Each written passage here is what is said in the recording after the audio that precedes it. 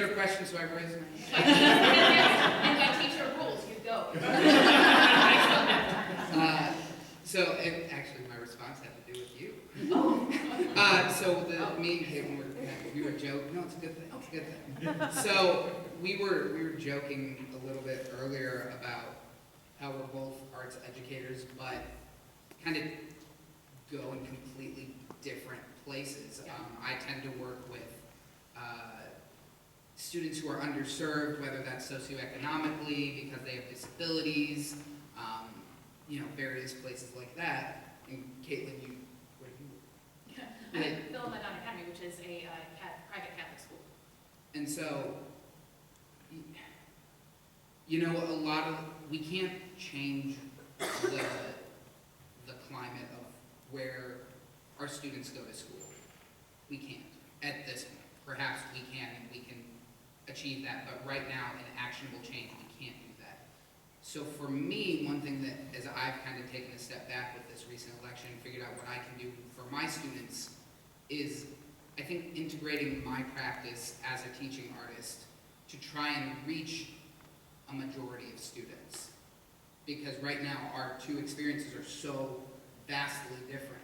Right. And if right now I cannot make an actionable change in this very moment to change the experiences of my students, I've got to change myself and my experience so that I can bring what I've learned to those students. Does that make sense? Yeah, and to put a different spin on that, coming from the opposite direction, my response to this question is, that's when you use network to your best ability. That's when I call you up and say, hey Ben, my students don't have a lot of experience with disabled students. You work with them, can we do a project together? Yeah. And that is an immediate response that we can have, and that is an actionable thing for us to do together. So if we're going to say by geographic ideologies, I was thinking about this question a lot, and I think we use the arts to highlight our similarities, and we use the arts because, like I said before in my introduction, that I'm very excited about working on projects that center around empathy, and part of that for me is finding out other people's story and other people's point of view. Because if I'm so set in my ideologies, I might not be open to other people's, and I need to challenge myself to do that. That's what we ask each other to do when we make art. And so my initial idea was call a theater teacher or call a teacher that does the school play.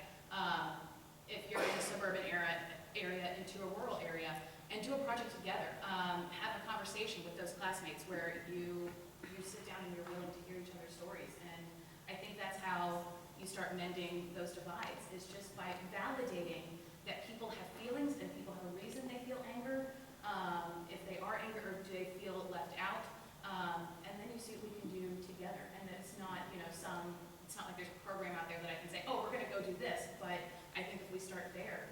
I think highlighting our similarities, like you just said, but conversely not highlighting our similarities by ignoring the things that make us different, Right. and sharing that and enjoying that with our students, because they're the most honest people in this world. Well, I taught for a long time in the schools around Covington, and just being there at all. I mean, it's disappearing. I think I would have withered away and died if I hadn't had the arts in my school.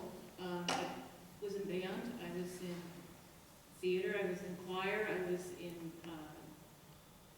just drawing classes and things. I think my senior year in high school I had typing, AP art, some other watercolor class, choir, band, something like that. And so, I mean, there are others of us that think in different ways, and just going into these schools where they don't get that every day, just the way that they completely light up and change and get spazzy and crazy and freak out, just making that available. And so a lot of times we spend a lot of our funds on, oh, we've got so much money for these, really big plays, and all of us that can pay for $100 ticket, and we're going to go and we're going to enjoy it, and it's so great. And again, I'm getting back to that kind of elitist thing that keeps going through is, can we start bringing it back to the people? Can we start bringing it back to its roots and make it less of a business and more of something that we share as a community. And it's true, we have so many differences as people now, and that's the good thing, is because we're finally starting to figure this out, is that we're all really different. And so how do we get all of these voices in there? How do we get all of these voices and things maybe I'm sorry. go. I was just going to say, it's interesting. I grew up in Georgia, kind of middle class. We lived in the suburbs. We weren't rich, but we were not poor. But there were they had this program called the M2M program, and it was called Minority to Majority.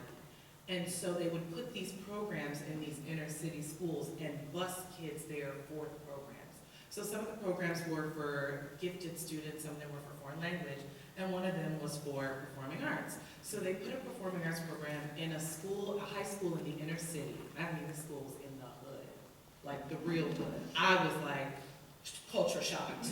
But I would take 2 buses. So I would take the neighborhood bus, and then we'd go to like this kind of middle place where we would switch buses, and then we'd get on the performing arts bus. And so I had to get up at 5 a.m., I had to be outside at 6:20 in order to get to school on time, and I was at school until about 7 p.m.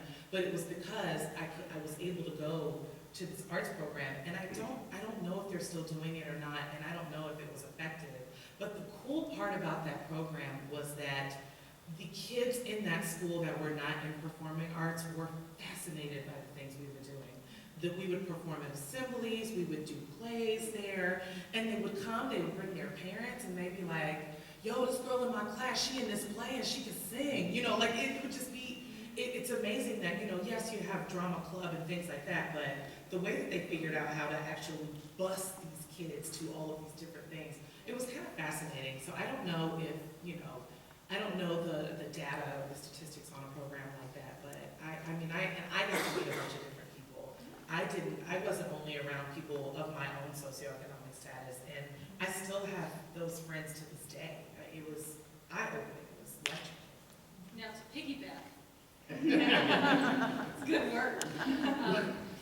That's the worst part. Adorable. I grew up in a town so small we didn't have a stoplight. I mean, we didn't have McDonald's.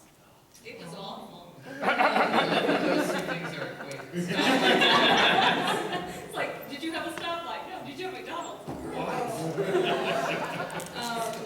I know, right? And that being said, I remember every single arts program that ever came into my school, K through 12, because it was one, and it was Miss Oklahoma came to talk to us about reaching our hopes and dreams. And she was a lovely girl. I mean, she was very nice, but that was my arts experience, K through 12. I started a petition to have a drama program because I was an ugly kid. And luckily it worked. Otherwise, I don't think I would have graduated high school because I would have cared.